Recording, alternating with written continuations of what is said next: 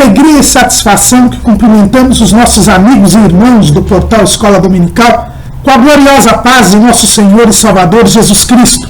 Estamos dando início a mais uma pré-aula, esta ferramenta que o portal Escola Dominical disponibiliza no início da semana para que os irmãos possam melhor preparar a sua aula da Escola Bíblica Dominical. Leiam a revista das lições bíblicas, vejam esta pré-aula, leiam os textos de apoio que nós disponibilizamos ao longo da semana no site do portal Escola Dominical. Se tiverem dúvidas durante a semana, acessem a sala dos professores e ali postem a sua pergunta. Ouçam as leituras diárias que são sugeridas na revista das lições bíblicas e nós temos um comentário em áudio dessas lições bíblicas. Vejam os links de outras videoaulas e de outros textos de apoio que nós disponibilizamos nas redes sociais do portal Escola Dominical, no Twitter, no Facebook, no LinkedIn. E no sábado à noite, às 19 horas, horário de Brasília, assistam à transmissão ao vivo da aula do estudo dos professores e amigos da Escola Bíblica Dominical da Igreja Evangélica Assembleia de Deus, Ministério do Belém, na sede aqui em São Paulo, onde interativamente os irmãos poderão elucidar as suas últimas dúvidas. E não deixem de comparecer no domingo à Escola Bíblica Dominical. Tudo isto são apenas subsídios para prepararem os irmãos para a Escola Bíblica Dominical. Neste terceiro trimestre de 2015, estamos estudando o tema A Igreja e o seu Testemunho, as ordenanças de Cristo nas cartas pastorais. O nosso comentarista é o pastor Elinaldo Renovato de Lima, presidente das Assembleias de Deus em Parnamirim, no estado do Rio Grande do Norte. E continuando o estudo da primeira das cartas pastorais, na ordem que se encontra na Bíblia Sagrada, e cronologicamente também, que é a primeira carta de Paulo a Timóteo, hoje estaremos estudando a lição de número 3, Oração e Recomendação às Mulheres Cristãs. Estaremos estudando o capítulo 2 da primeira carta de Paulo a Timóteo. São dois assuntos que são tratados neste capítulo 2. O assunto da oração e o assunto dos deveres das mulheres cristãs, que no título ficou como as recomendações às mulheres cristãs. Nós já vimos na aula passada, na lição de número 2, que Paulo escreveu esta carta a Timóteo, muito provavelmente, após a sua saída da prisão em Roma, quando ele vai a Filipos, cumprindo então a sua palavra, como ele havia escrito na epístola de Paulo aos Filipenses, e mandando Timóteo para a igreja de Éfeso, porque a igreja de Éfeso estava sendo perturbada por crentes judaizantes, por falsos pregadores que queriam condicionar a salvação à observância da lei. E Paulo, como vimos na lição passada, depois de ter mandado Timóteo, resolve escrever uma carta a Timóteo com orientações, com conselhos, dentro da sua preocupação como apóstolo de Cristo, com aquela igreja que ele havia fundado, para que Timóteo não viesse a ser surpreendido pelas circunstâncias. Embora tivesse experiência e maturidade suficiente para dirigir a igreja em Éfeso, como havia mandado o apóstolo Paulo, ele ainda era jovem, a missão era árdua, e Paulo entendeu por bem fazer com que a sua orientação por escrito chegasse a Timóteo, para que ele pudesse melhor cumprir o seu ministério, a sua missão. E no final da aula nós vimos que Paulo havia aconselhado Timóteo a que conservasse a fé e a boa consciência, para que não acontecesse com ele o que havia acontecido com Irineu e Alexandre, que haviam naufragado na fé. E é neste propósito, para que Timóteo conservasse a fé e a boa consciência, que Paulo começa a falar a respeito da oração. Diz o apóstolo Paulo: admoesto-te, pois, antes de tudo, que se façam deprecações, orações, intercessões e ações de graças por todos os homens. Paulo deixa bem claro a Timóteo que nenhum ministério, nenhum trabalho na obra de Deus pode se fazer sem a oração. Antes de tudo, diz Paulo, você deve orar, Timóteo. Para conservar a fé e a boa consciência, é necessário que você ore. É preciso orar. A oração, irmãos, já disse alguém, é o respirar da alma, é o fôlego da alma. Assim como nós dependemos do ar, do oxigênio para sobreviver, o nosso homem interior, para sobreviver espiritualmente, necessita da oração. A definição clássica na teologia de oração é a elevação da alma a Deus. É o que nós vemos no Salmo de número 25. Davi, ele assim se expressa: a ti, Senhor, levanto a minha alma.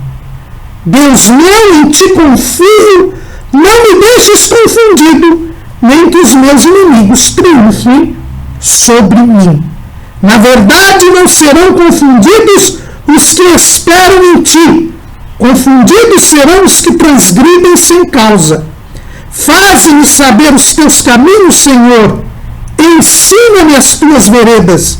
Guia-me na tua verdade e ensina-me, pois tu és o Deus da minha salvação. Por ti estou esperando todo o dia. Salmo 25, versículos de 1 a 5. O salmista, ele mostra claramente que ele levantava, elevava a sua alma a Deus. E por isso, podia ser guiado por Deus na verdade, podia confiar em Deus, poderia aprender de Deus, poderia triunfar sobre o inimigo. Davi era um homem de oração, e nesse Salmo 25 ele nos mostra claramente que sem oração não há como vencer o mal. Sem oração não há como conhecer os propósitos de Deus. Sem oração não há como ser guiado na verdade. Sem oração não há como chegarmos ao céu. É isto que Paulo está dizendo para Timóteo. Timóteo, antes de tudo, eu te advirto, eu te admoesto que se façam orações. A oração deve vir antes de tudo. E Paulo, irmãos, podia falar o que estava falando a Timóteo, porque, como ele mesmo diz em 1 Coríntios, capítulo 11, versículo 1, sede meus imitadores, como eu sou do Cristo. A vida cristã de Paulo começou na oração. Olha o que nós vemos lá em Atos, no capítulo 9, quando se descreve a conversão de Paulo. Olha o que está escrito ali em Atos, capítulo 9, versículo 10. Capítulo 9, versículo 11. E disse o Senhor: levanta-te e vai à rua chamada direita, e pergunta em casa de Judas por um homem de Tarso chamado Saulo, pois eis que ele está orando. Paulo, assim que se converteu, já começou a orar. E a Bíblia diz que ele ficou orando 3 dias. Os 3 primeiros dias de salvo, quando Paulo ainda estava cego pelo clarão da luz em que Jesus apareceu nele, Paulo, ele ficou 3 dias sem comer nem beber e orando. Desde o início da sua vida, Paulo estava orando. Paulo sempre foi um homem de oração. E ele dizia: sede meus imitadores, como eu sou de Cristo. Jesus é o nosso maior exemplo de oração. Quando ele deixou a sua glória e se encarnou, a Bíblia diz que o primeiro gesto que ele fez ao se despojar da sua glória foi orar. Está lá em Hebreus, no capítulo 10, versículo 7. Então disse, versículo 5, pelo que entrando no mundo diz, sacrifício e oferta não quiseste, mas corpo me preparaste. Quando Jesus entrou no mundo, quando ele se despojou da sua glória, o seu primeiro ato foi orar. Quando estava se encarnando, ele orou, a mostrar que há uma absoluta necessidade da oração enquanto não estivermos na glória com Deus. A oração é absolutamente indispensável para que nós possamos chegar ao céu. Quando chegarmos ao céu, não precisaremos mais orar. Mas enquanto lá não chegarmos, a oração é indispensável. Jesus entrou no mundo orando, viveu orando. No trimestre passado, nós estudamos o Evangelho segundo Lucas, e Lucas, como ninguém, mostra Jesus como um homem de oração, um homem perfeito, um homem sem pecado, mas que por ser homem, precisava orar. Jesus orou antes de escolher seus discípulos, Jesus orou antes de fazer milagres, Jesus, quando estava à parte, sempre estava orando. Ele orava tanto que os seus discípulos pediram a ele que ele os ensinasse a orar. É o que está lá em Lucas, no capítulo 11. E aconteceu que, estando ele a orar num certo lugar, quando acabou, lhe disse um dos seus discípulos: Senhor, ensina-nos a orar, como também João ensinou aos seus discípulos. Jesus era um homem de oração e os seus discípulos perceberam isso, não havia como não perceber, e pediram que Jesus os ensinasse a orar. E Jesus prontamente os ensinou, pois na sequência desse texto nós vemos Jesus ensinando a oração dominical, a oração do Senhor, a chamada oração do Pai Nosso. Jesus foi um homem de oração. Ele morreu orando. É o próprio Lucas que nos mostra isso, lá no capítulo 23, e no versículo 46. E clamando Jesus com grande voz, disse: Pai, nas tuas mãos entrego o meu espírito. E havendo dito isto, expirou. E agora, à direita do Pai, o que Jesus faz? A Bíblia diz, ele está orando por nós. Lá em Isaías, capítulo 53, diz: pelo que lhe darei a parte de muitos, em versículo 12, pelo que lhe darei a parte de muitos, e com os poderosos repartirá ele o despojo, porquanto derramou a sua alma na morte, e foi contado com os transgressores. Mas ele levou sobre si o pecado de muitos, e pelos transgressores intercede. Jesus está neste momento à direita do Pai, intercedendo por nós. Então Jesus entrou no mundo orando, viveu orando, morreu orando, ressuscitou e à direita do Pai está orando. É o nosso exemplo de oração. É por isso que Paulo diz para Timóteo: Timóteo, antes de tudo, admoesto-te que se façam deprecações, orações, intercessões e ações de graça por todos os homens. Para conservarmos a fé e a boa consciência, precisamos ter uma vida de oração. A igreja, ela só cumpre o seu papel, a sua missão, ela só tem êxito na sua tarefa se conhecer a palavra de Deus, meditar na palavra de Deus e orar. Timóteo foi mandado a Éfeso, nós vimos na lição passada, para impedir que se ensinasse outra doutrina. Porque sem doutrina, sem a palavra de Deus, uma igreja local não sobrevive. Mas uma igreja local precisa também ter uma vida de oração. Sem oração, a igreja local também não sobrevive. Como nós já dissemos, a oração é a oxigenação da vida espiritual. Como dizia um corinho, como diz um corinho, que é ensinar as crianças na escola bíblica dominical: leia a Bíblia e faça oração se quiser crescer. E se não houver crescimento na vida espiritual, nós teremos a morte espiritual. Não há um estado estacionário na vida espiritual.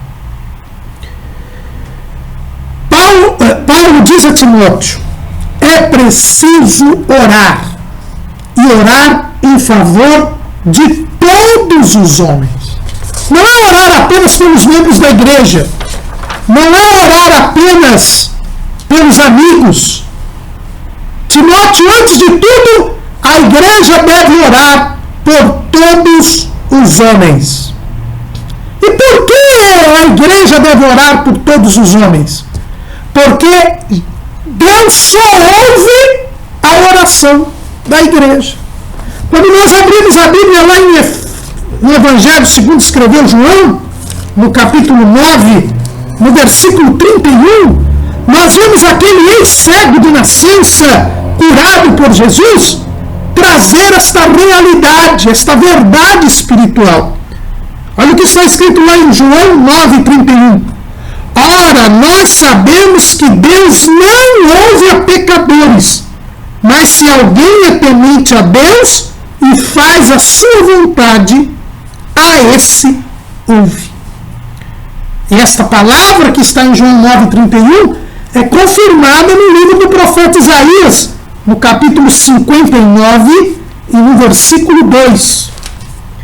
Mas as vossas iniquidades fazem divisão entre vós e o vosso Deus, e os vossos pecados encobrem o seu rosto de vós, para que vos não ouça. Deus só ouve a oração daquele que está em comunhão com Ele, daquele que lhe é temente, ou seja, daquele que lhe obedece. Deus só ouve a oração daquele que faz a verdade, a vontade de Deus. A esse Ele ouve, disse o cego de nascença. E os pecados impedem que Deus nos ouça, diz o profeta Isaías. Por isso, irmãos, precisamos ter esta consciência de que nós devemos orar por todos os homens, porque Deus só ouve a oração da igreja. Porque a igreja é o povo que está em comunhão com Ele. A igreja é o povo que o teme.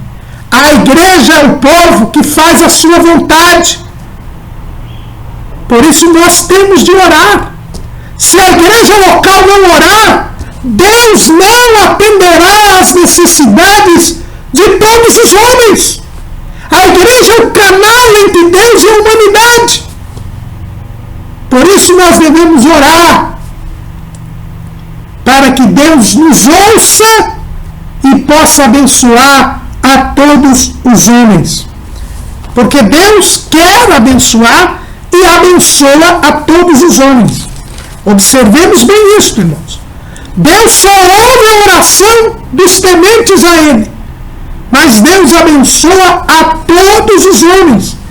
Jesus deixou isso bem claro no Sermão do Monte, lá em Mateus capítulo 5, versículo 45.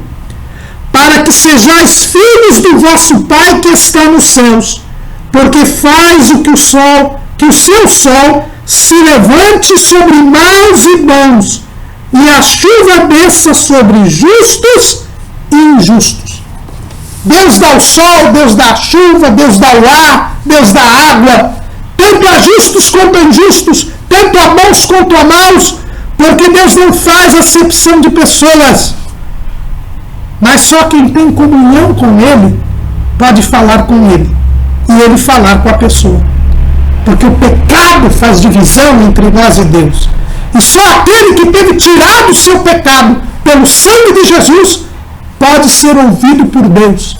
Por isso Paulo diz que a igreja deve fazer oração por todos os homens, porque a igreja que intercede por os homens que não são tementes a Deus é a igreja que concede bênçãos para os incrédulos, para os injustos, para aqueles que rejeitam o Evangelho, para os maus. Daí a grande importância da oração. Daí por que a igreja local deve orar? Este é o seu papel social, como nós vamos ver daqui a pouco. Quais são os tipos de oração? Paulo aqui elenca 4 tipos de oração. 4 espécies de oração.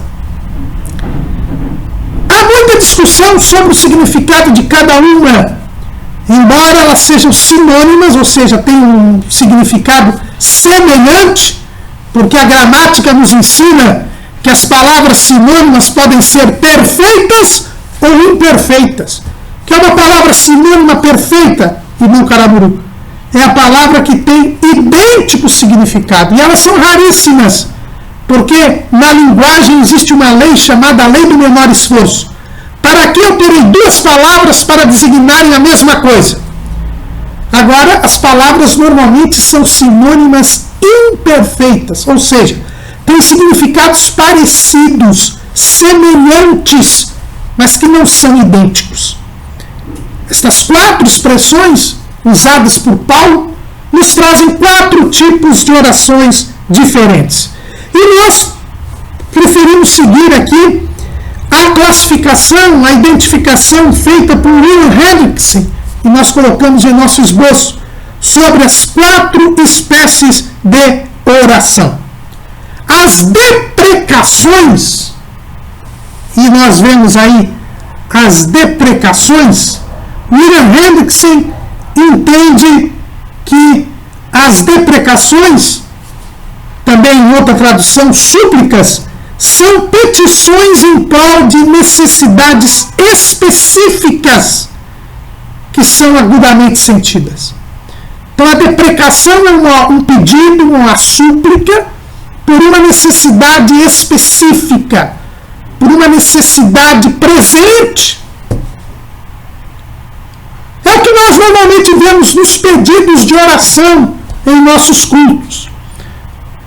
Alguém que está doente, alguém que está internado, alguém que teve diagnosticado uma doença incurável, alguém que está desempregado, precisa de um emprego, alguém que está com um problema familiar, uma dificuldade no relacionamento com o cônjuge ou com o filho, alguém que precisa que alguém seja liberto dos vícios, das drogas, ou mesmo de um demônio que está oprimindo alguém. É uma necessidade específica.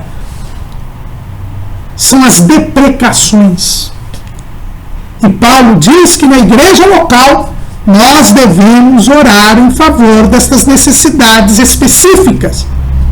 E a deprecação exige, em primeiro lugar, que nós conheçamos qual é a necessidade. É por isso que se fazem os pedidos de oração. A pessoa, ou oralmente ou por escrito, apresenta a sua necessidade. E quando ele faz isso, ele está cumprindo a palavra de Deus. Porque a palavra de Deus nos manda comunicar as nossas necessidades com os santos. Nós devemos comunicar com os santos as nossas necessidades. Está lá em Romanos, capítulo 12, versículo 13. Comunicai com os santos nas suas necessidades, seguir a hospitalidade. Então nós devemos comunicar com os santos as nossas necessidades. Há muitos crentes que contam o seu problema para todo mundo, para o colega de trabalho, para o vizinho, para quem ele encontra e nem conhece numa condução, no meio de transporte público, e deixa de comunicar a sua necessidade aos santos, e deixa de comunicar a sua necessidade na igreja local. São as deprecações que deve haver na igreja. E aqui, irmãos, nós colocamos aí em nosso esboço, nós vemos com grande preocupação a maneira como estes pedidos de oração estão sendo tratados, está sendo tratada, né, nas igrejas locais. Virou um ritual automático. As pessoas escrevem ou levantam a mão e falam no culto. E as pessoas oram automaticamente. Quando o pedido é escrito, muitas vezes ele nem é lido. É algo automático, um ritual. Mas não é isto que Paulo está dizendo a Timóteo. Na igreja local, nós devemos fazer deprecações. Nós devemos orar com compaixão, assim como Jesus orava. Com compaixão. Nós devemos sentir a dor, a necessidade, como se nós fôssemos o necessitado. Agir com amor. Se o pedido foi escrito, depois do culto, mandar este pedido para o círculo de oração, para que ele continue orando, para que seja lido aquele pedido e haja intercessão e que haja um acompanhamento. Já que o irmão colocou ali o seu pedido, que culto após culto se vá perguntar ao irmão ou à irmã se aquela necessidade foi suprida, se aquela necessidade foi, qual foi a resposta de Deus para aquilo. E quando houver a bênção, ser contada à igreja, ser dado testemunho. Mas hoje, os irmãos escrevem um pedido de oração, não falam, nem é lido o pedido, é feita uma oração que não se menciona o pedido. E depois, quando o pedido é escrito, se joga no lixo e ninguém mais fica sabendo. Eu gosto de algumas igrejas que têm o seu caderno de oração, onde se coloca o pedido e se vai intercedendo pelo pedido, e depois se coloca embaixo a resposta de Deus, como ela se deu e quando ela se deu. Em alguns lugares, no final do ano, esse caderno é lido para que as pessoas lembrem do que Deus fez durante o ano. É assim que nós devemos fazer, irmãos. Isso não é um ritual, isso não é um costume, um hábito, algo automático, não. Paulo diz para Timóteo, você só vai cumprir seu ministério se conservar a fé e a boa consciência. E antes de tudo, é preciso fazer deprecações na igreja local. Mas há um segundo tipo de oração, que aqui é chamada de orações. É um pedido genérico. São petições, diz William Hendrickson, em prol de necessidades sempre presentes. É um sentido mais geral. Quando se fala em oração aqui, são pedidos mais gerais. Hendrickson entende que são aqueles pedidos que sempre devem ser feitos. Nós devemos pedir sempre para que o Senhor nos dê saúde. Nós devemos pedir sempre para que o Senhor nos mantenha em crescimento espiritual. Nós devemos pedir sempre ao Senhor que salve as almas, que abençoe a obra missionária, que dê direção de Deus para a igreja local, que nos traga liberdade de culto de crença em nosso país, que batize crentes com o Espírito Santo, que manifeste a sua glória, que nos dê o pão de cada dia, que nos dê a paz familiar. São pedidos de necessidades sempre presentes. São os pedidos amplos daquilo que nós sempre precisamos. Entre esses pedidos, o pedido para que o Senhor volte. É a última oração da Bíblia. Ó hora vem, Senhor Jesus. Então são esses pedidos sempre presentes, que também não podem se tornar costumeiros. Quando eu vou pedir para o Senhor abençoar o meu alimento e agradecer pelo pão de cada dia, não devo fazê-lo como uma reza, em que minha cabeça está em outro lugar e a boca já sabe o que fala. Mas eu devo verdadeiramente ser grato a Deus e reconhecer que Ele é a minha providência. Cada oração é um sentimento novo, é um sentimento que brota do coração. As orações são esses pedidos das necessidades sempre presentes. O terceiro tipo de oração que Paulo fala a Timóteo são as intercessões. Aí sim, os súplicas em favor de outro, que manifestam a nossa fé em Deus. A igreja local deve orar por todos os homens. E deve orar não só por si, mas orar pelo outro. E quando nós oramos pelo outro, nós manifestamos a nossa fé em Deus. Porque nós estamos pondo a nossa fé em prova. E principalmente os ministros, os obreiros, devem ser utilizados nesta oração. É o que Tiago nos ensina lá no capítulo 5 da sua epístola. Tiago diz assim, versículo 14: está alguém entre vós doente? Chame os presbíteros da igreja e orem sobre ele, ungindo com azeite em nome do Senhor. E a oração da fé salvará o doente, e o Senhor o levantará, e se houver cometido pecados, serão perdoados. Ser obreiro não é ter título, não, irmãos. Ser obreiro não é ficar no púlpito para mandar. Ser obreiro é para servir. E entre os serviços do obreiro está o de orar pelos enfermos, está o de interceder pelo outro, manifestar a fé em Jesus que nele há, mostrar que ele é realmente chamado para o ministério, para a liderança, que ele foi escolhido por Jesus para distribuir as bênçãos espirituais na igreja local. A intercessão é orar pelo outro, é orar pelo irmão, pela irmã, pela necessidade do irmão, pela necessidade da irmã, pela cura, pelo emprego, pelo incrédulo. Nós devemos nos dispor a orar pelas pessoas.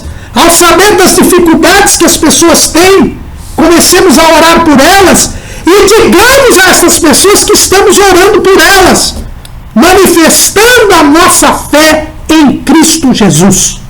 Porque sem fé é impossível agradar a Deus. E não há melhor maneira de manifestarmos a nossa fé do que orarmos pela necessidade dos outros. E a quarta espécie de oração que Paulo menciona aqui são as ações de graça, os agradecimentos. Nós devemos ser gratos a Deus.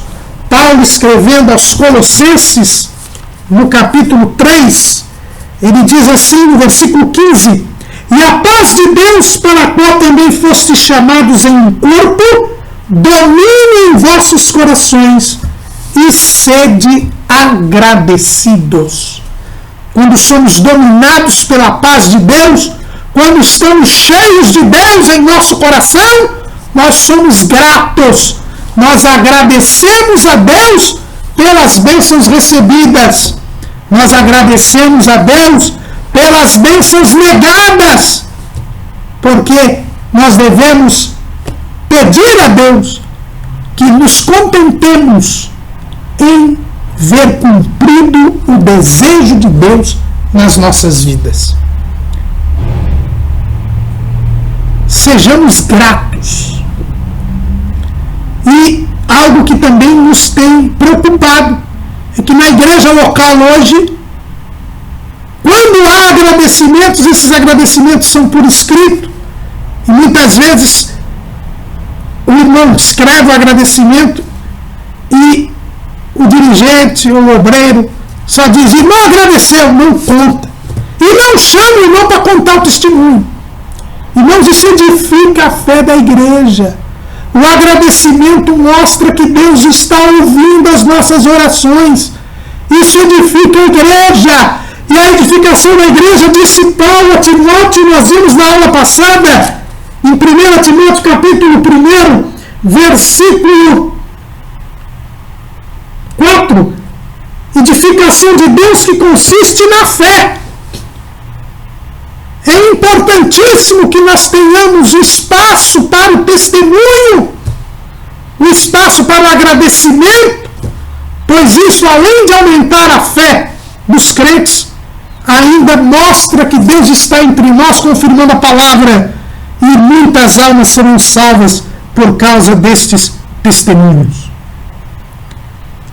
Quando nós oramos por todos os homens, nós estamos conservando a nossa fé e a boa consciência, incrementando e sobrevivendo, melhor dizendo, espiritualmente. E Paulo ainda diz que nós devemos orar por todos os homens, pelos reis e por todos que estão em eminência, para que tenhamos uma vida quieta e sossegada em toda piedade e honestidade. E aqui, irmãos, nós temos o papel social da igreja. A igreja local, nós já vimos na aula passada, é um grupo social que está inserido na sociedade. É um grupo de salvos que tem um lugar, tem um espaço, que é visível e que tem um papel a desempenhar naquela sociedade, naquele bairro, naquela vila, naquela aldeia, naquela cidade, naquele país. E este papel é o papel de trazer a bênção de Deus para a sociedade. Porque é a igreja local que é o canal entre Deus e a humanidade. Nós já vimos isso hoje. E aqui está o papel da igreja. Paulo diz: ore, Timóteo, pelos reis e por todos que estão em eminência, ou seja, por todas as autoridades. E o resultado desta intercessão será uma vida quieta e sossegada em toda piedade e honestidade. A igreja, ela é chamada para contribuir para que haja quietude, sossego, piedade e honestidade no meio onde ela vive. E como é que a igreja constrói esta paz, esta quietude, este sossego, esta piedade, esta honestidade? E no ambiente de paz, de honestidade, de piedade, nós temos desenvolvimento econômico, desenvolvimento social, progresso, melhoria das condições de vida. Como é que a igreja consegue isto para a sociedade? Reformando um partido político? Não. Um partido político não irá trazer piedade, honestidade, quietude e sossego para a sociedade. É fazendo acordos e conchavos políticos? Também não. Acordos e conchavos políticos não trarão quietude, sossego, nem piedade, nem honestidade para a sociedade. É fazendo a revolução, participando de movimentos sociais, de reivindicações, de manifestações? Não. Não é através de manifestações, não é através de movimentos sociais, não é através de greves, não é através de tumultos, de passeatas, que a igreja trará piedade, honestidade, sossego e quietude para a sociedade, e com isso a sociedade possa progredir e as pessoas possam melhorar de vida. A igreja consegue quietude, sossego, piedade e honestidade, orando pelas autoridades e por todos os homens. É através da oração, é esta arma que Deus deu para a igreja, para que a sociedade melhore de vida, para que as condições de vida melhorem num determinado lugar. Isso se obtém pela bênção de Deus. E a bênção de Deus vem quando a igreja intercede pelas autoridades e por todos os homens. As nossas armas não são carnais, as nossas armas são espirituais. Paulo deixa isso bem claro lá em 2 Coríntios, capítulo 10, versículo 4. Vamos ler o versículo 3 e 4. Porque andando na carne, não militamos segundo a carne, porque as armas da nossa milícia não são carnais, mas sim poderosas em Deus, para a destruição das fortalezas, destruindo os conselhos e toda a altivez que se levanta contra o conhecimento de Deus, e levando todo cativo, todo entendimento, à obediência de Cristo. 10, de 3 a 5. Nós temos tido muitas manifestações em nosso país que passa por um momento muito difícil, por um momento extremamente delicado, e não temos visto a igreja orando. A igreja é quem tem a solução para o Brasil. Mas essa solução não virá por manifestações, nem por passeatas, nem por formação de partidos políticos, nem por alianças com autoridades, alianças muitas vezes espúrias, cujos termos até de zelo é torpe, para repetir as palavras de Paulo lá em Efésios, no capítulo 5, e no versículo 12. Porque o que eles fazem em oculto, até de zelo é torpe. É através da oração. Que bom seria que no momento em que fossem marcadas estas grandes manifestações que têm se realizado em nosso país contra o atual estado de coisas, a igreja estivesse naquele mesmo momento da manifestação, reunida em oração, clamando pelo nosso país, clamando para que nós tenhamos uma vida quieta e sossegada em toda piedade e honestidade. E não se diz muito sobre o crescimento evangélico no Brasil, mas nós temos uma prova indelével de que esse crescimento é uma farsa, é um mero inchaço. É que enquanto se diz que a igreja está crescendo no Brasil, 11% dos homicídios de todo o mundo são praticados no Brasil. Há um aumento enorme da violência e da criminalidade. Cerca de 92 mil pessoas são mortas por morte violenta, 50 mil por crime, 42 mil no trânsito, todo ano. Morre-se mais no Brasil por morte violenta do que na Síria, que está em guerra civil, do que na Ucrânia, que está em guerra, do que na Síria e no Iraque com o Estado Islâmico. Como é que podemos dizer que a igreja está crescendo? Se Paulo nos diz que quando a igreja ora pelas autoridades, nós temos uma vida quieta e sossegada em toda piedade e honestidade. Como é que podemos dizer que a igreja brasileira está crescendo se a corrupção no Brasil é a maior de todo o mundo? Aí está o escândalo da Petrobras, o maior caso de corrupção da história da humanidade. Como é que podemos dizer que a igreja está crescendo se o narcotráfico domina regiões do nosso país? É preciso orarmos, porque quando orarmos pelas autoridades, tenhamos uma vida quieta e sossegada em toda piedade e honestidade. E há alguns que dizem, não, meu cara, mas isso é cumprimento das profecias. A Bíblia diz que o mundo irá de mal a pior. É verdade. Mas o Brasil tem 11% dos homicídios do mundo, com a população que nós temos. Não é cumprimento da profecia, é falha da igreja.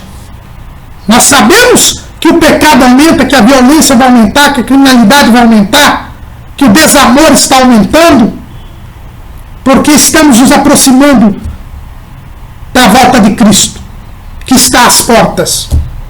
Mas o fato do Brasil ser o país mais violento do mundo, ter 11% dos homicídios, irmãos, de cada 100 pessoas que morrem no mundo de morte matada, 11 morrem aqui no Brasil. Isso é um absurdo. Isso é a prova de que nós não estamos orando. Porque quando a igreja local ora pelas autoridades, nós temos uma vida quieta e sossegada em toda piedade e honestidade. Não estou dizendo que a igreja não deve se posicionar na sociedade. Muito pelo contrário.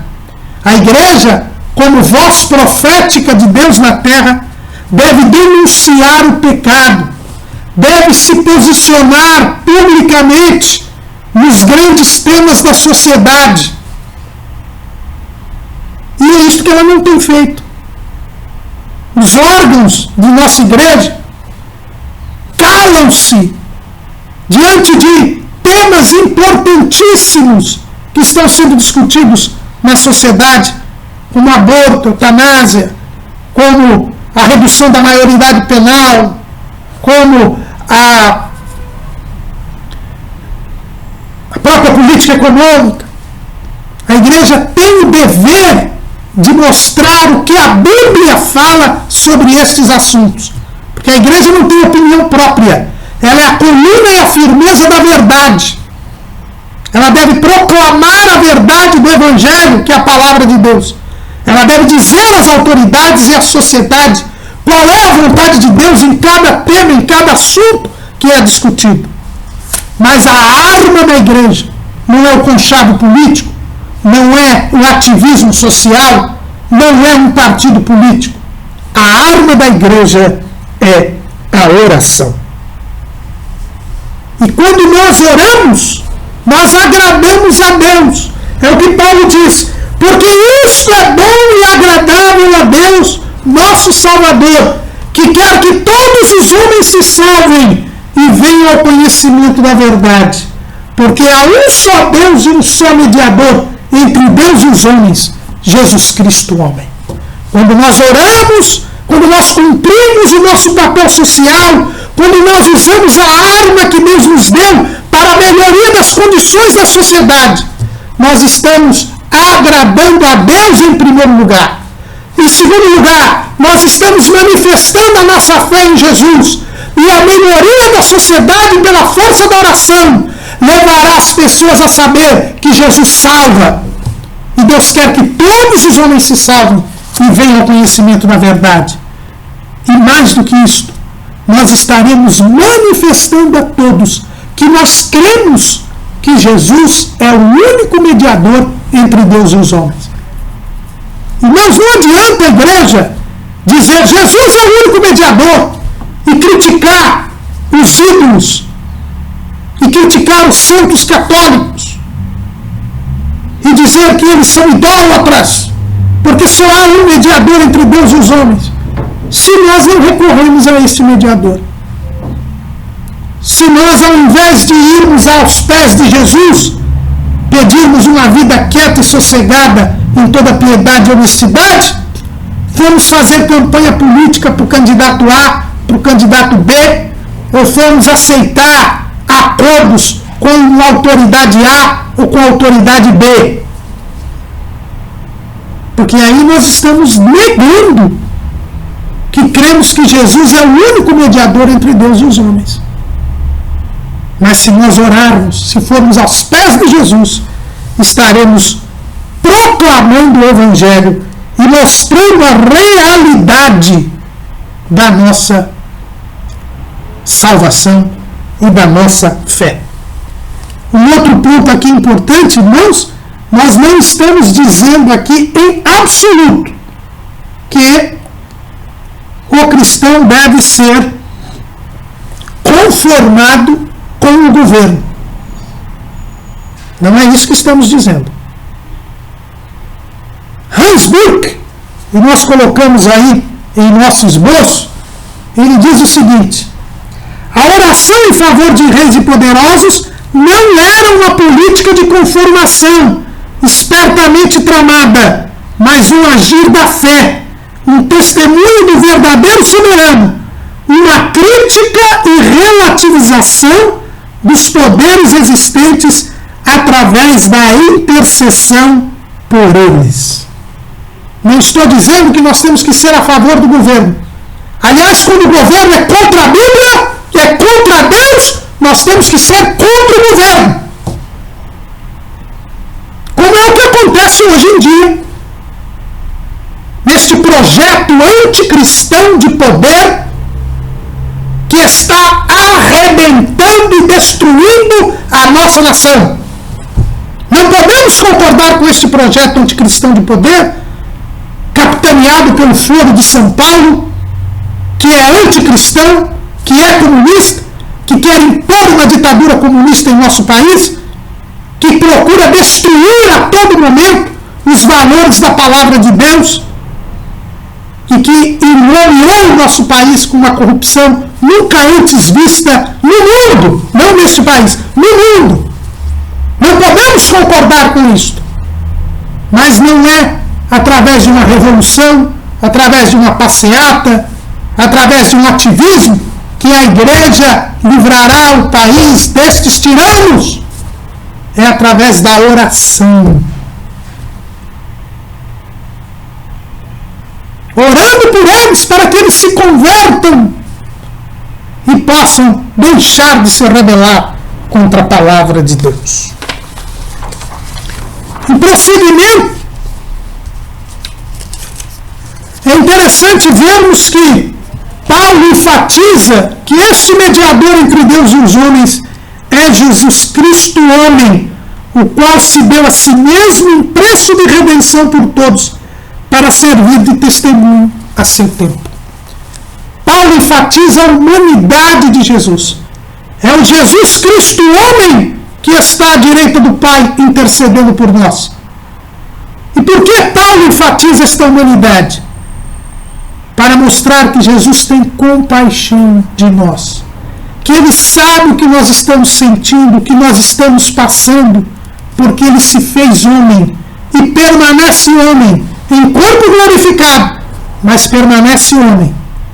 E como homem é que Ele intercede por nós, porque Ele sente aquilo que nós estamos sentindo, Ele sabe o que nós estamos sentindo, porque Ele se fez semelhante a nós, e em tudo foi tentado, mas sem pecado. É o que o escritor aos Hebreus nos fala lá no capítulo 2, versículos 14 a 18, no capítulo 4, versículos 15 e 16. Nós temos um sumo sacerdote que pode se compadecer das nossas fraquezas, porque Ele se fez homem. E é por isso que Paulo, terminando esta primeira parte da nossa lição, que fala da oração, diz: quero, pois, que os homens orem em todo lugar, levantando mãos santas, sem ira nem contenda. Essa expressão, levantando mãos santas, deve ser devidamente interpretada. Não existe uma posição única para se orar. Uma posição física única para se orar. A Bíblia nos fala pessoas que oraram prostradas com a boca no pó, pessoas que se ajoelharam, pessoas que oraram em pé, pessoas que oraram deitadas. Não existe uma posição física para a oração. É verdade que nós devemos orar com reverência. Nós dissemos aqui que a teologia diz que a oração é a elevação da alma a Deus. Quando se fala em elevação, se fala num desprendimento da alma. Não se pode orar de qualquer maneira, sem nenhuma reverência, sem nenhuma concentração. Isso não é oração. A oração exige este desligar das coisas que estão à nossa volta, exige uma mente voltada para Deus, uma humilhação da alma e do espírito, mas a posição física não é essencial à oração. Mas nos dias da igreja primitiva, era comum que os crentes orassem com as mãos levantadas.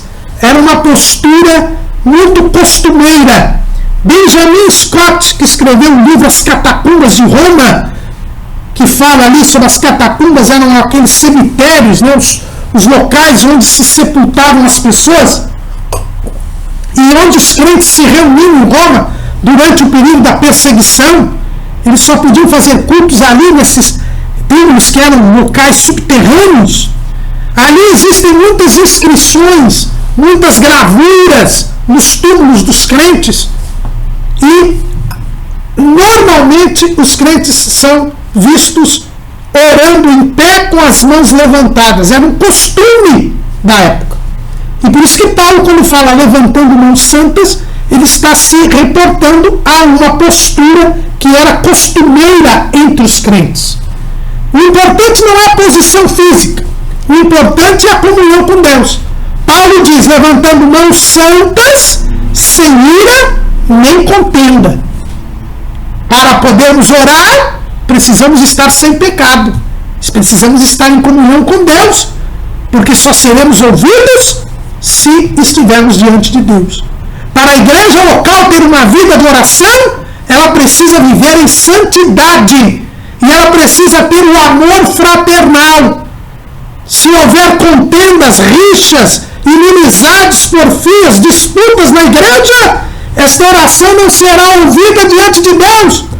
Porque a igreja local, para exercer bem a sua arma, que é a oração, ela precisa estar orando em santidade e em união.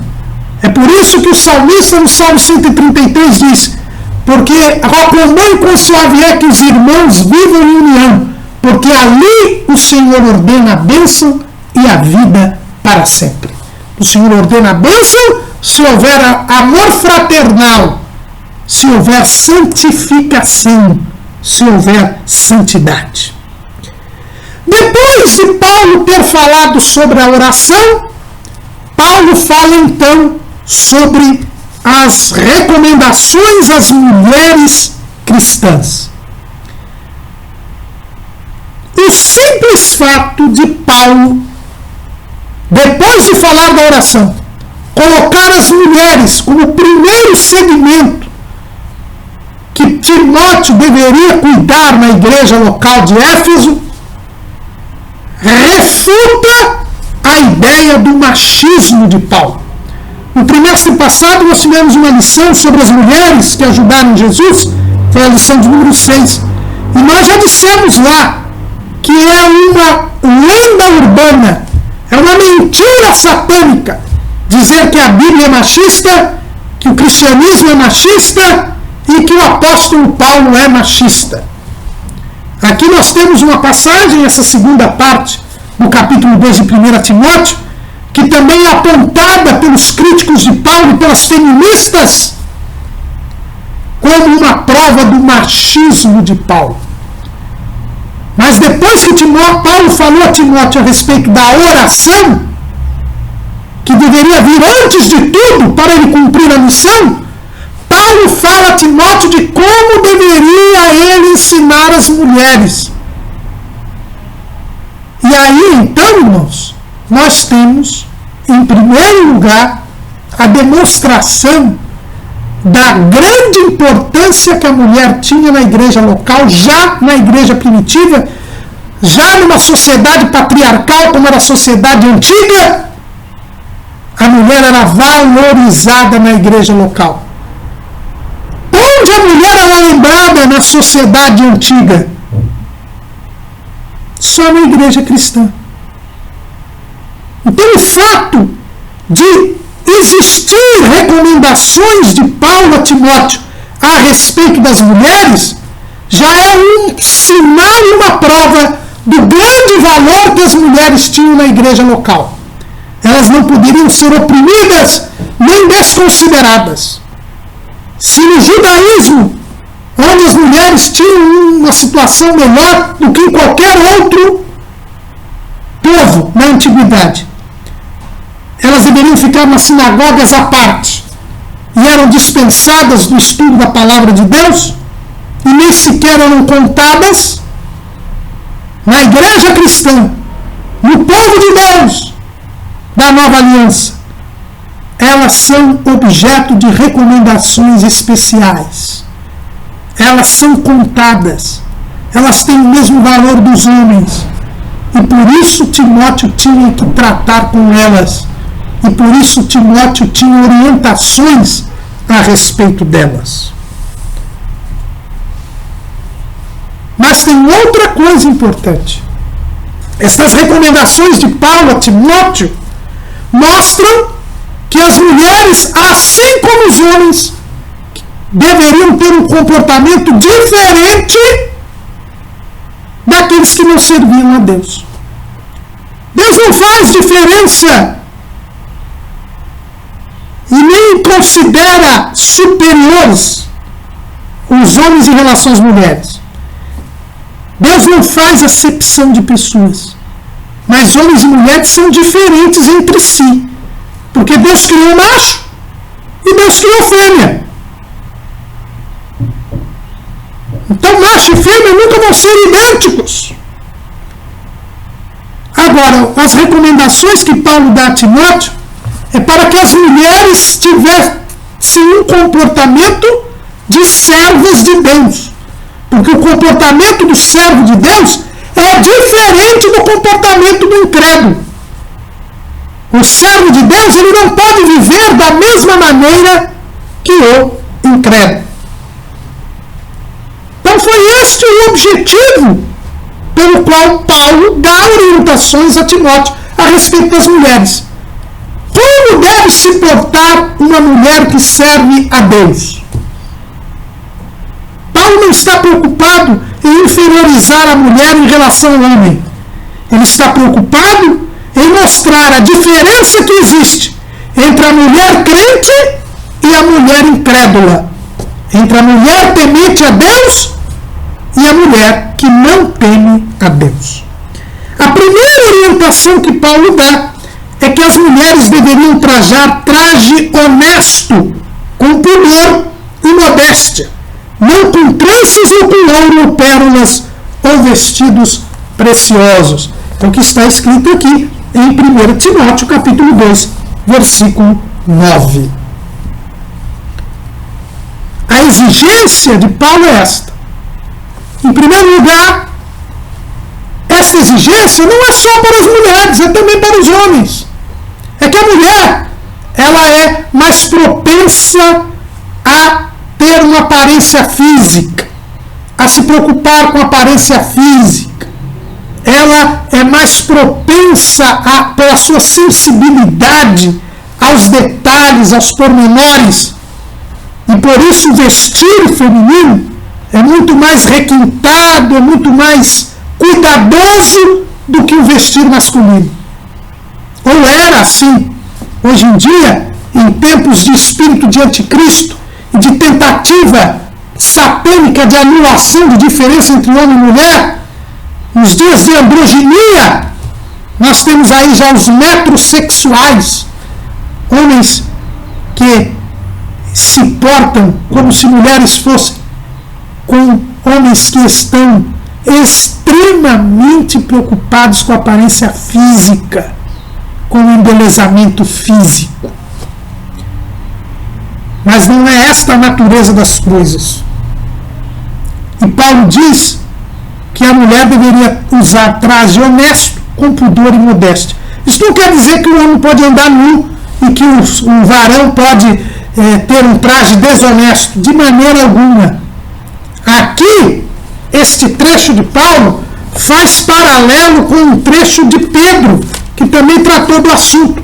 Na primeira carta de Pedro, no capítulo 3, quando ele está falando das mulheres, ele diz assim no versículo 3: o enfeite delas não seja exterior, no frisado dos cabelos, no uso de joias de ouro, na compostura de vestidos, Mas olha que interessante o versículo 4. Mas o homem encoberto no coração, no incorruptível trajo de um espírito manso e quieto, que é precioso diante de Deus. Pedro está falando da mulher, mas depois fala do homem encoberto no coração. Porque o homem interior, esse homem aqui é o ser humano. Ele está falando do espírito da alma, tanto da mulher quanto do homem. Porque essa parte imaterial é assexuada. E ele diz que o importante é que nós tenhamos o incorruptível trajo de um espírito manso e quieto. A vestimenta é importante e traduz o que há no nosso interior. Mas ninguém é santo pela vestimenta. Em primeiro lugar, ele precisa ter uma vestimenta espiritual. Ele precisa se vestir das vestes da salvação. Aí sim, ele terá, depois de se vestir desse incorruptível traje de um espírito manso e quieto, ele terá uma vestimenta exterior honesta, com pudor e honestidade. Então, como esses textos são paralelos, nós podemos dizer que as recomendações que Paulo dá a Timóteo para as mulheres também servem para os homens. Assim como ele disse que os homens levantem mãos santas sem ira nem contenda, isso também serve para as mulheres. Nós temos, irmãos, na igreja local, de tomar cuidado com as nossas vestimentas. E aqui agora estou falando de roupa mesmo. O vestido surgiu por causa do pecado. O pudor. O que é o pudor? Eu gostei muito da definição do ex-chefe da igreja romana, João Paulo II. João Paulo II fez uma série de catequeses a respeito da teologia do corpo. É talvez a mais profunda reflexão dos últimos 50 anos a respeito do corpo e do papel do corpo diante de Deus. E João Paulo II diz que o pudor é a vergonha recíproca que os obriga a cobrir a própria nudez, a esconder os próprios corpos, a tirar da vista do homem o que forma o sinal visível da feminilidade e da vista da mulher o que forma o sinal visível da masculinidade. Quando o homem pecou, ele sentiu vergonha do seu corpo e procurou esconder os seus órgãos pudendos, seus órgãos genitais, o homem da mulher, porque eles passaram a se envergonhar, e essa vergonha recíproca é resultado do pecado, com folhas de figueiras. Uma vestimenta horrível e incapaz de cumprir o seu propósito. Mas a Bíblia diz que o próprio Deus vestiu o homem e a mulher. Por isso que o vestido tem a ver sim com a vida espiritual. Hoje tem uma turma que diz aí, não, esse negócio de roupa não tem nada a ver, Deus só quer o coração. Tem a ver sim, porque o vestido surgiu por causa do pecado. E deve haver o pudor, deve haver o esconder do sinal visível da masculinidade para a mulher e do sinal visível da feminilidade para o homem. Porque foi assim que Deus fez. Gênesis 3 e 21. E fez o Senhor Deus a Adão e a sua mulher túnicas de peles e os vestiu. A vestimenta é para cobrir a nudez. É para cobrir aqueles órgãos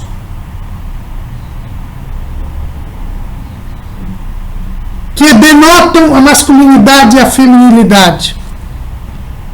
É para evitar a lascívia. Paulo fala sobre isso em 1 Coríntios capítulo 12, versículos 23 e 24. E os que reputamos serem menos honrosos no corpo, a esses honramos muito mais. E aos que em nós são menos decorosos, damos muito mais honra, porque os que em nós são mais honestos não têm necessidade disso. Mas Deus assim formou o corpo, dando muito mais honra ao que tinha falta dela. A vestimenta é feita para que nós tenhamos o pudor, esta vergonha recíproca que é resultado do pecado. E foi Deus quem deu as primeiras vestes permanentes e decorosas ao primeiro casal. E se Deus assim fez, é porque Deus assim quer, e por isso nós devemos ter esse traje honesto. O que é o traje honesto? É o traje honroso. É aquele que cobre a nudez. Mas hoje as pessoas usam a roupa para mostrar o corpo. Isto não é roupa de crente. Crente não usa roupa para mostrar o corpo, para despertar a sensualidade. Crente usa roupa como Deus quer, para esconder o corpo, para evitar a lascívia. Esse é o traje honesto, com pudor. Mas além do pudor, precisa ter modéstia. É por isso que Paulo diz que não poderia usar tranças ou pérolas ou vestidos preciosos. E Pedro fala de não ter frisado dos cabelos ou uso de joias de ouro ou compostura de vestidos, que Paulo diz aqui que é vestidos preciosos. Isto tem, irmãos, que ser devidamente interpretado. O que Paulo está aqui negando, e qual é o princípio bíblico aqui? É a ostentação. Nos dias de Paulo, este frisado dos cabelos de que diz Pedro, estas tranças que diz Paulo, custavam fortunas, eram penteados caríssimos, onde se usavam pedras preciosas, se usava ouro, se usava prata. Era um gasto desmedido. A modéstia é usar uma vestimenta que não tenha ostentação. E hoje o que prevalece é a ostentação. As pessoas querem aparecer, querem mostrar que tem dinheiro, esbanjam, gastam fortunas em roupas de marca, em joias caríssimas, em penteados caríssimos, enquanto o irmão está passando fome, enquanto há muitos necessitados. É este o princípio bíblico. Usar um relógio, usar uma gargantilha, usar um broche, não é isso que o texto está dizendo. Durante muito tempo se interpretou literalmente esse texto e não se permitia que se usasse, tirando a aliança, não podia usar anel, não podia usar uma corrente, não podia usar uma pulseira, não podia usar um broche, enfim, uma abotoadura. Não é disso que Paulo está dizendo. Esses são traços culturais. Cada cultura, cada país, em cada momento, nós temos uma moda, nós temos uma forma de se vestir, até por causa do clima, até por causa da tradição. Esses traços culturais, irmãos, eles se modificam, porque eles são humanos. Mas o princípio da palavra de Deus, que permanece para sempre, é o princípio da humildade, da modéstia. Eu não posso me ostentar. Eu não posso gastar desmedidamente nos meus trajes. Eu não tenho que ter terno italiano, sapato de cromo alemão, relógio Rolex de ouro. Isso é ostentação, irmãos, que é tão comum nos nossos dias, onde as pessoas procuram a marca, E quando não conseguem aquela marca, vão comprar produto pirata para dizer que tem quando não tem. Isso é ostentação, irmãos. E isto não deve haver entre os crentes, nem homens nem mulheres. Nós devemos nos trajar com pudor e com modéstia. Porque como nós podemos dizer que somos humildes e mansos de coração, pois temos aprendido com Jesus, se temos uma vestimenta de ostentação? Nosso comentarista diz a respeito das disputas entre as mulheres, para ver quem se veste melhor, quem se veste mais. Há muitas igrejas hoje que os crentes, e principalmente as crentes, mas também muitos crentes, parecem estar naqueles tapetes vermelhos dos artistas de cinema. Um querendo mais aparecer do que o outro, querendo mais brilhar do que o outro. Irmãos, deixemos disso, isso é futilidade, isso é carnalidade. Paulo diz a Timóteo, na igreja local, devemos ter traje honesto, com pudor e modéstia. Nós temos que evitar dois extremos. O primeiro é achar que a vestimenta mostra que a pessoa é salva. Se eu estou de paletó e gravata, se eu estou de saia lá embaixo, eu sou salvo. Vestimenta não salva ninguém. Adão e Eva receberam túnicas de peles de Deus e foram expulsos do paraíso. Sinal de que vestimenta, mesmo agradável a Deus, não salva ninguém. E o segundo extremo é achar que Deus não está preocupado com a roupa. Eu posso usar a roupa que eu quiser. Deus só quer o coração. Também não é verdade. Porque a Bíblia diz que nós devemos ter um traje honesto, com pudor e modéstia. Se a Bíblia diz que o verdadeiro crente tem este traje, nós não podemos de maneira alguma desconsiderar a palavra de Deus.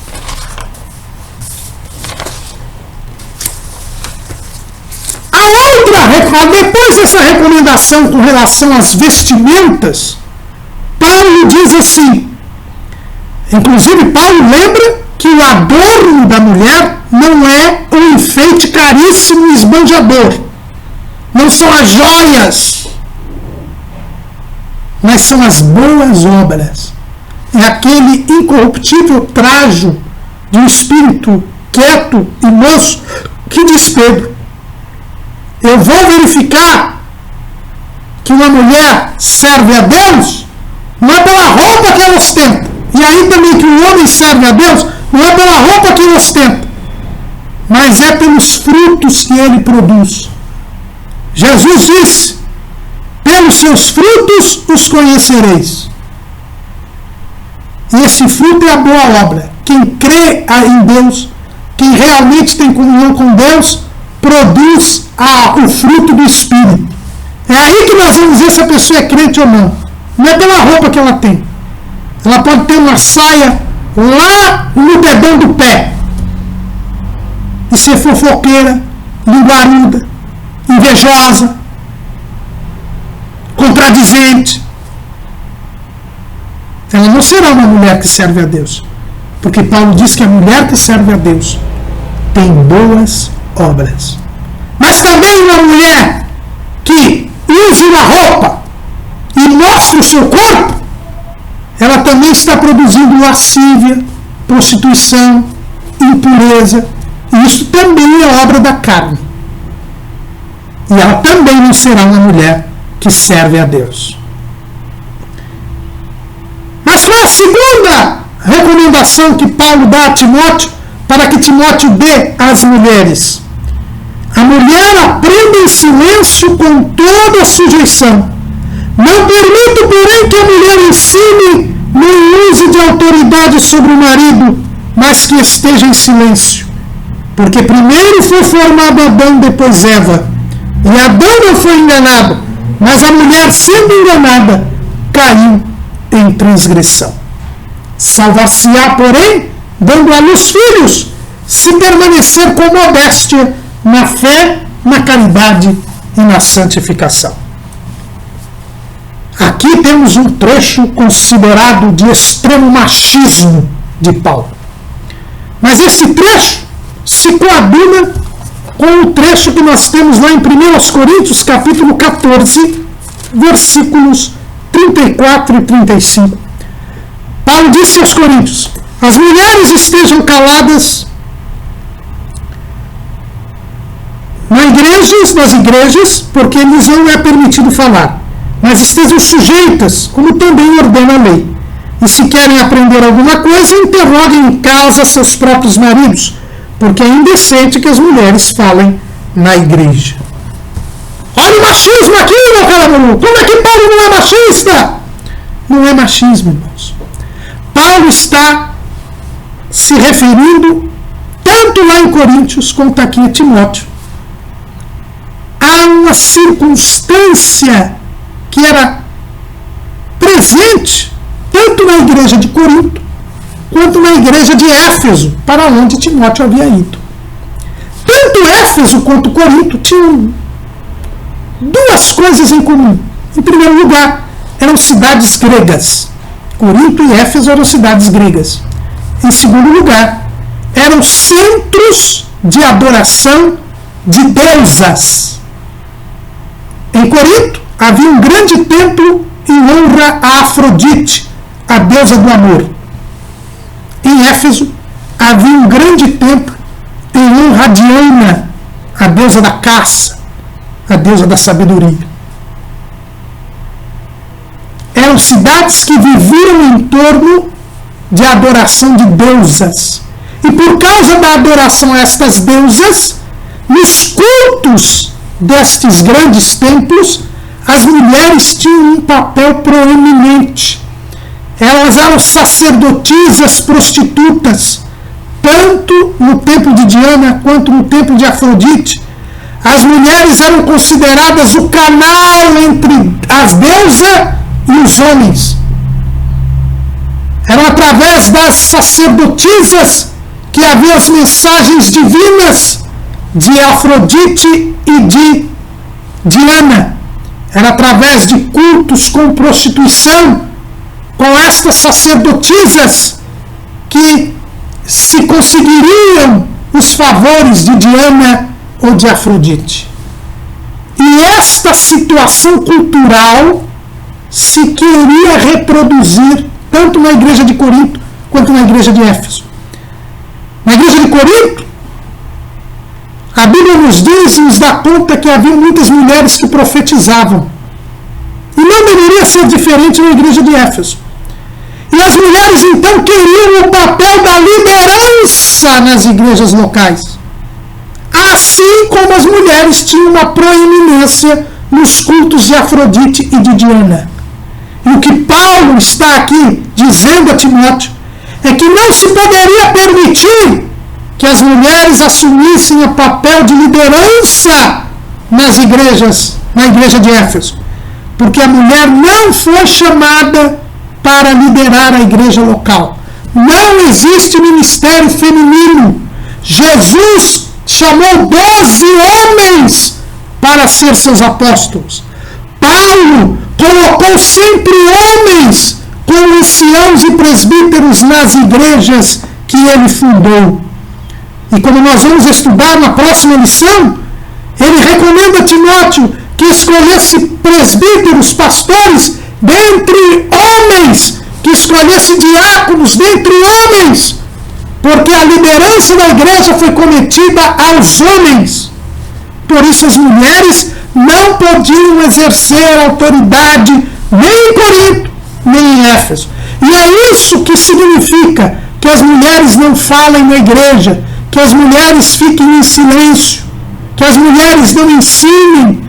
O que Paulo está dizendo é que a mulher não foi reservado o ministério da palavra, que é do líder, do pastor, o ministério pastoral.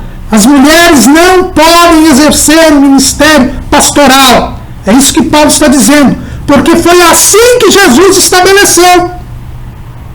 Não é invenção do homem, foi Jesus que assim fez.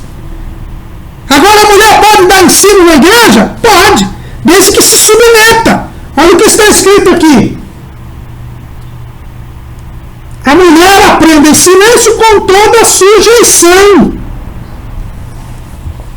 O pastor, o dirigente da igreja, é a ele que comete o ministério da palavra, o ministério do ensino em primeiro lugar. Agora ele pode e deve destacar outras pessoas para ensinar. Professores da escola dominical. Então, o pastor pode delegar uma classe da escola dominical a uma irmã.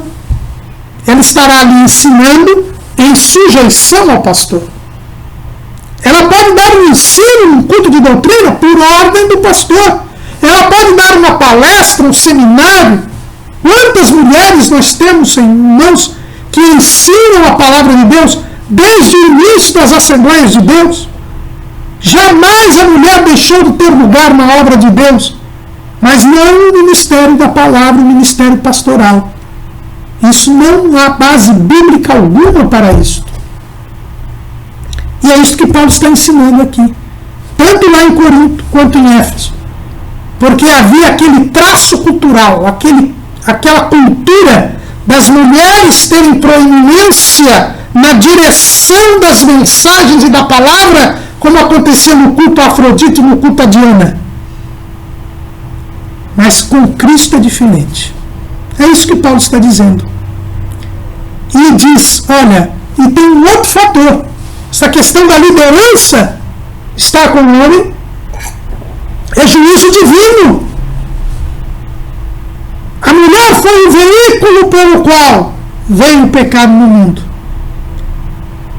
E por isso, Deus determinou que o homem teria uma superioridade social sobre a mulher até a restauração de todas as coisas. E na igreja local não deve ser diferente, como grupo social inserido na sociedade humana a quem foi estabelecido este juízo de Deus. E para nós terminarmos, a Bíblia diz: salvar-se-á, porém, dando à luz filhos, se permanecer com modéstia na fé, na caridade e na santificação. Este texto mostra como a mulher tem igual valor que o homem. Porque quando Paulo diz que ela se salvará, ele está dizendo que ela tem uma alma assim como o homem. E os grandes intelectuais daquele tempo, a começar dos filósofos gregos, Aristóteles e Platão, questionavam se a mulher tinha alma. E se tivesse, diziam, é uma alma inferior. Mas Deus diz, não, ela tem uma alma tanto quanto o homem.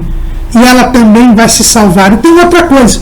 Se eu nego a liderança da igreja local à mulher, eu nego ao homem a bênção da maternidade. Só a mulher pode dar à luz dando filhos. Só a mulher pode ser mãe. E aí nós vemos como homem e mulher são diferentes entre si. Se Deus não deu a liderança da igreja local, o ministério da palavra para a mulher, ele também não deu a maternidade para o homem. Só a mulher pode dar à luz filhos. E nem casal gay consegue mudar isso. Para eles terem filhos, precisam alugar um útero. Porque é contra a natureza, porque é invenção do diabo. Deus deu à mulher a sublimidade de ser mãe, de ter o amor maior que o ser humano pode ter, que é o amor de mãe. E esse texto, para nós terminarmos, tem sido entendido erroneamente. Muitas pessoas são contra o planejamento familiar, porque dizem assim, ela salvar-se-á, porém dando à luz filhos. Dizendo que para a mulher ser salva, ela precisa ter filhos. Irmãos, para a mulher ser salva, ela precisa crer em Jesus e terá o perdão dos seus pecados. Não vale dizer que uma mulher é salva porque tem filhos. ela recebe a maior bênção que uma mulher pode ter, que é a bênção da maternidade, quando ela tem filhos. Mas isso não é um critério de salvação. Ela será salva, diz o texto, se ela permanecer com modéstia na fé, no amor e na santificação. Como os homens também serão salvos se perseverarem até o fim. Aquele que perseverar até o fim será salvo. Quem demonstrar fé em Deus, quem tiver o amor a Deus e quem se separar do pecado, com modéstia, com humildade, será salvo. O texto não nos permite dizer que é proibido fazer o planejamento familiar. O texto só está dizendo que Deus dá a maior bênção, que a maior bênção que Deus dá a uma mulher é a maternidade. Viver em oração, ter um comportamento social, orando pela sociedade, por todos os homens, e trajando com honestidade, pudor e modéstia. Certamente, assim fazendo, Timóteo e as mulheres da igreja de Éfeso e os crentes da igreja de Éfeso poderiam cumprir a missão que Deus lhes destinava.